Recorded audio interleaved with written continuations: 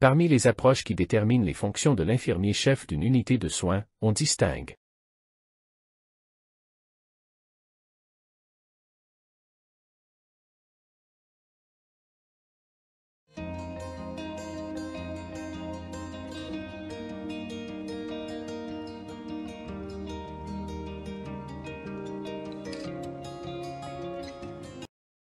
La réponse. Toutes les propositions sont correctes.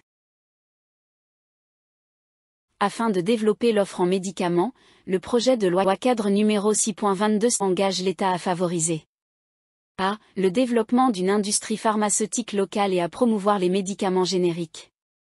B. La définition des règles de sécurité et de qualité en matière de fabrication, d'importation, d'exportation, de distribution et de retrait des médicaments. C. La définition des conditions de sécurité des dispositifs médicaux. D. La disponibilité du sang et de ses dérivés.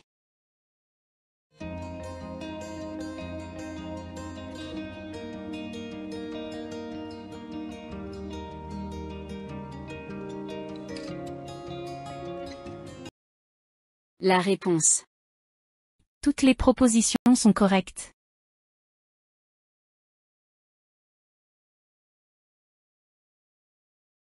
Le nouveau modèle de développement exige de relever simultanément 5 objectifs de développement interdépendants, qui sont a. La prospérité, la capacitation, l'inclusion, la durabilité et le leadership. B. La prospérité, l'empowerment, l'inclusion, la durabilité et le leadership. C. La prospérité, l'inclusion, la durabilité, le leadership et l'objectivité.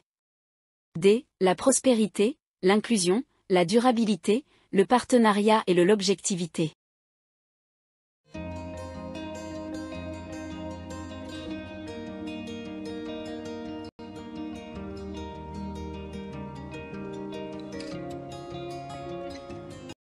La réponse. A. La prospérité, la capacitation, l'inclusion, la durabilité et le leadership. B. La prospérité, l'empowerment, l'inclusion, la durabilité et le leadership.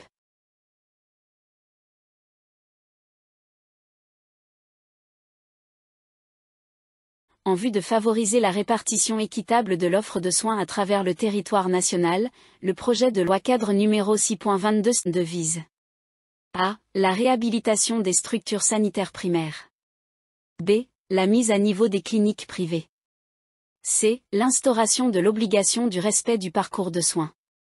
D. La création d'un système d'homologation des établissements de santé.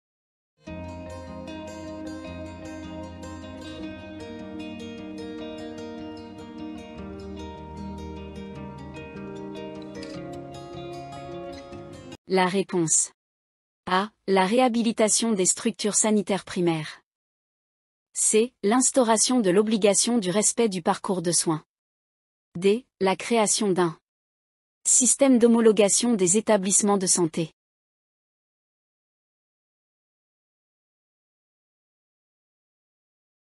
La loi cadre numéro 6.22 envisage a. La création d'une haute autorité de la santé notamment chargée de œuvre de la politique sanitaire de l'État au niveau régional misant. B. La mise en place des groupements sanitaires territoriaux assurant l'évaluation de la qualité des services de santé et des politiques publiques dans le domaine de la santé.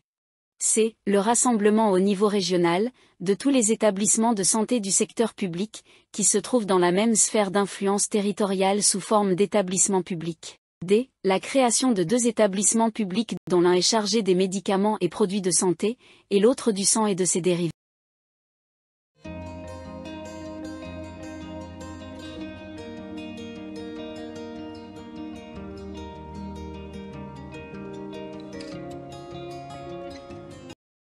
La réponse. C. Le rassemblement au niveau régional, de tous les établissements de santé du secteur public, qui se trouvent dans la même sphère d'influence territoriale sous forme d'établissements publics. D. La création de 2 établissements publics dont l'un est chargé des médicaments et produits de santé, et l'autre du sang et de ses dérivés.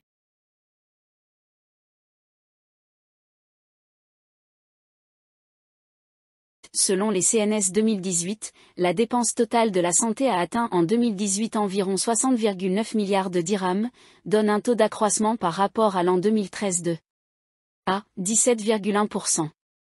B. 12,3%. C. 2,9%.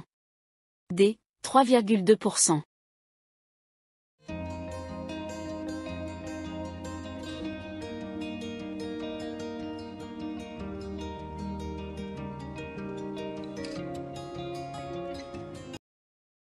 La réponse A. 17,1%.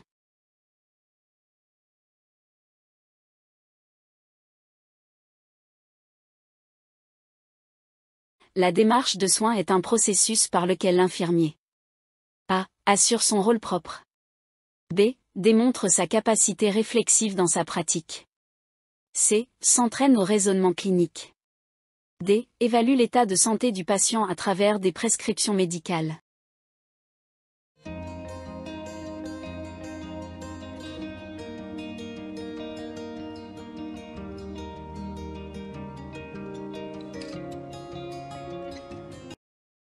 La réponse A. Assure son rôle propre.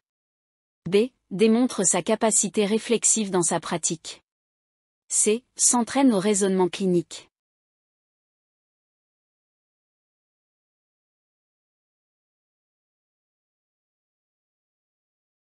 Parmi les approches qui déterminent les fonctions de l'infirmier chef d'une unité de soins, on distingue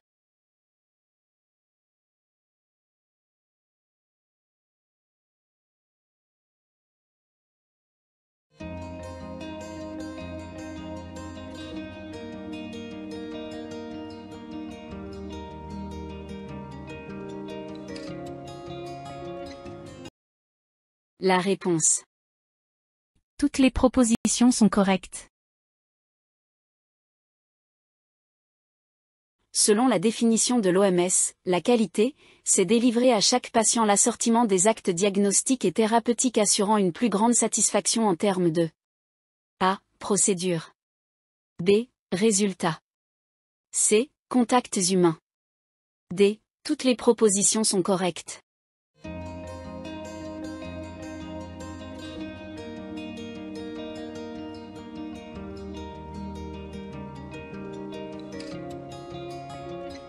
La réponse.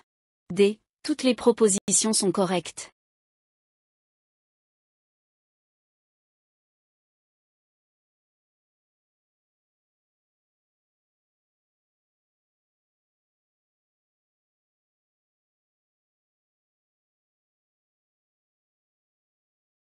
L'évaluation de la qualité des soins se base sur des indicateurs mesurant A. Un état de santé. B. Une dimension de la qualité des soins. C. Plusieurs dimensions de la qualité des soins. D. La survenue d'un événement indésirable.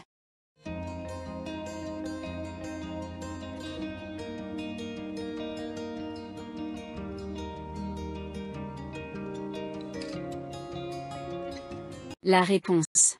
A. Un état de santé. C. Plusieurs dimensions de la qualité des soins.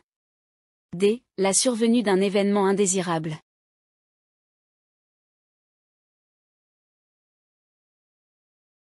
Concernant les dépenses totales de santé DTS, quelles sont les valeurs justes, selon les CNS 2018 A. Les dépenses allouées à la consommation médicale représentent 80% de la DTS.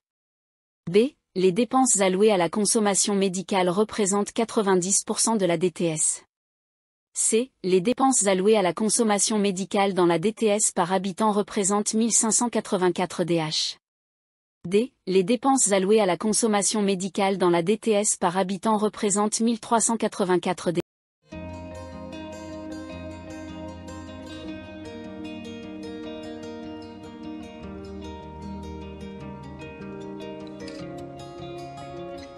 La réponse. A. Les dépenses allouées à la consommation médicale représentent 80% de la DTS.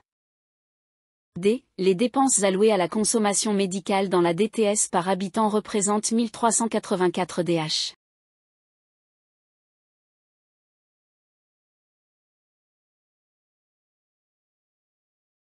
Le raisonnement clinique infirmier est une méthode A. D'analyse de situations liées à la pratique infirmière.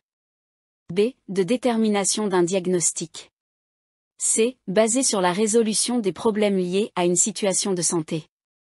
D. D'évaluation des connaissances.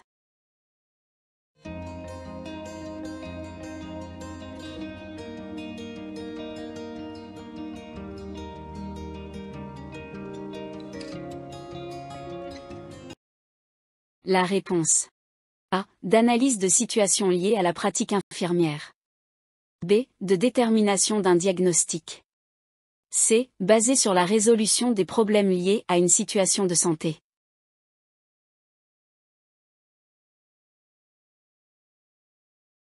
Pour éviter le risque lié aux activités de soins, la gestion des déchets de soins impose A. La prise de conscience des risques liés aux déchets de soins.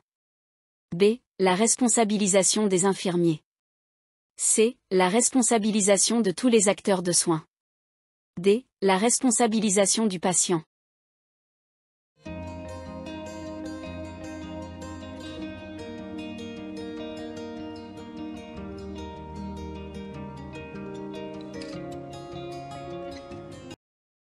La réponse A. La prise de conscience des risques liés aux déchets de soins. C. La responsabilisation de tous les acteurs de soins. D. La responsabilisation du patient.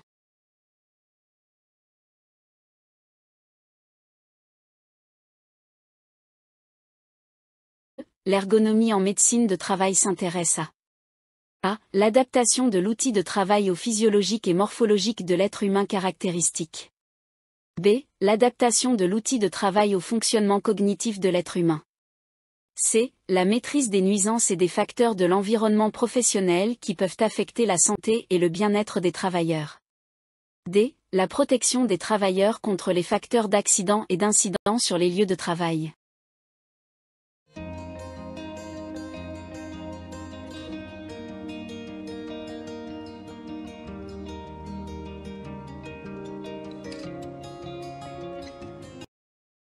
La réponse. Toutes les propositions sont correctes.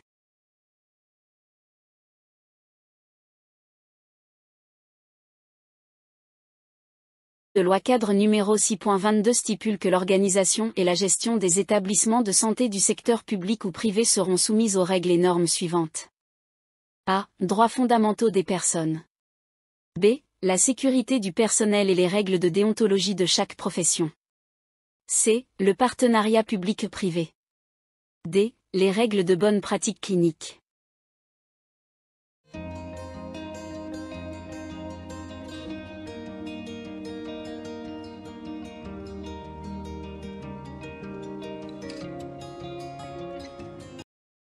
La réponse.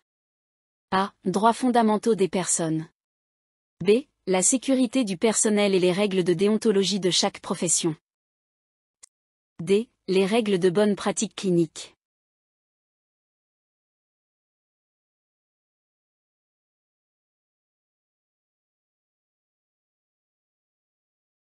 Laquelle ou lesquelles des propositions suivantes peuvent être un ou des indicateurs de qualité des soins. A. Le taux des infections post-opératoires.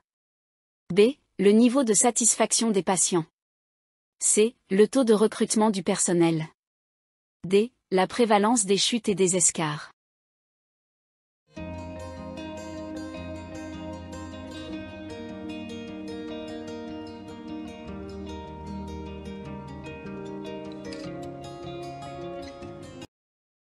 La réponse. A. Le taux des infections post-opératoires. B. Le niveau de satisfaction des patients. D. La prévalence des chutes et des escarres.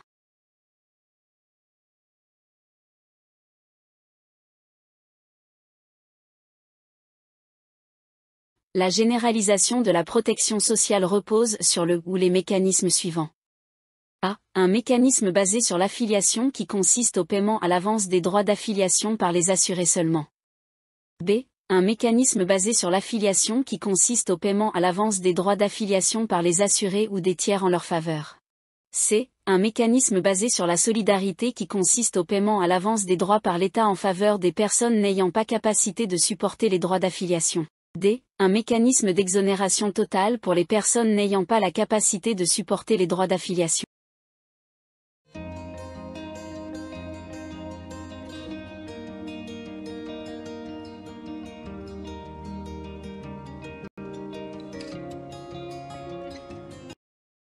La réponse. B. Un mécanisme basé sur l'affiliation qui consiste au paiement à l'avance des droits d'affiliation par les assurés ou des tiers en leur faveur. C. Un mécanisme basé sur la solidarité qui consiste au paiement à l'avance des droits par l'État en faveur des personnes n'ayant pas capacité de supporter les droits d'affiliation.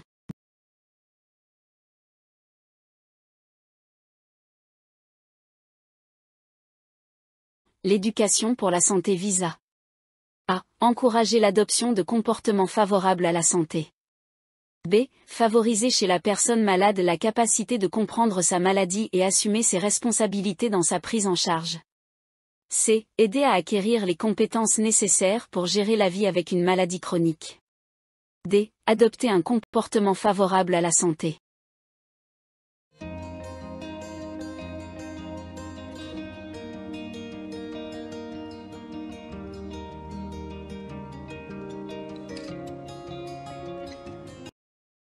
La réponse. A. Encourager l'adoption de comportements favorables à la santé.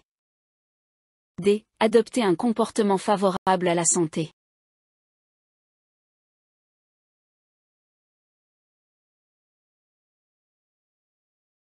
Pour poser un diagnostic pédagogique avant l'éducation à la santé, il faut entre autres A. Évaluer le niveau d'instruction, la culture et le prérequis du patient. B. Saisir les limites imposées par la maladie et le traitement. C. Planifier l'éducation selon les besoins du service. D. Identifier les facteurs qui risquent de nuire à l'apprentissage.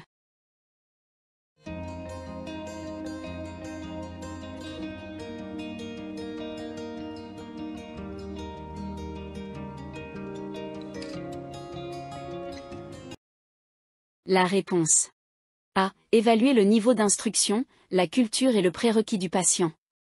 B. Saisir les limites imposées par la maladie et le traitement. D. Identifier les facteurs qui risquent de nuire à l'apprentissage.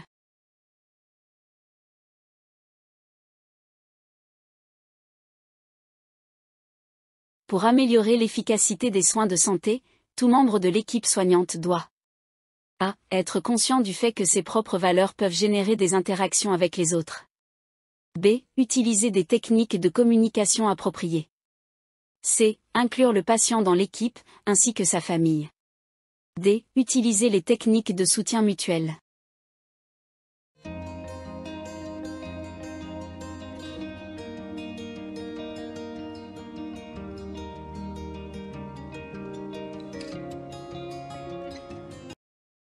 La réponse.